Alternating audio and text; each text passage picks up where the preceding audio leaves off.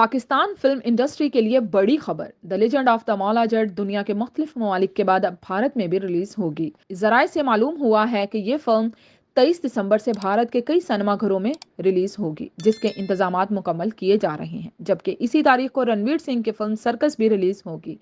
Pakistani superhit film को जी studios के इश्तराक से रिलीज किया जाएगा, जिसका हतमी ऐलान जल्द होगा। ये अमर काबिल जिक्र है कि भारत में पाकिस्तानी फिल्मों की नुमाइश के लिए माजी में भी कोशिशें होती रही हैं, लेकिन इंतहा पसंद हिंदू जमातों की वजह से ऐसा मुमकिन नहीं हो सका। फिल्म की प्रोड्यूसर अमारा हिकमत है और डायरेक्टर बिलाल लशारी हैं। ये फिल्म दुनिया भर में 200 करोड़ रुपए से जायद का बिजनेस कर चुकी है। भारतीय मीडिया ने इस खबर को ब्रेकिंग न्यूज के तौर पर शेयर किया है। ताहम अब तक इस हवाले से मुतलका हुक्काम की जानिब से कोई बाकायदा ऐलान नहीं किया गया। याद रहे 2019 से पाकिस्तान और भारत के दरमियान सकाफती तबादले पर पाबंदी है, लेकिन इसके बावजूद कुछ भारतीय पंजाबी फिल्में पाकिस्तान में रिलीज होने पर कामयाब हुई।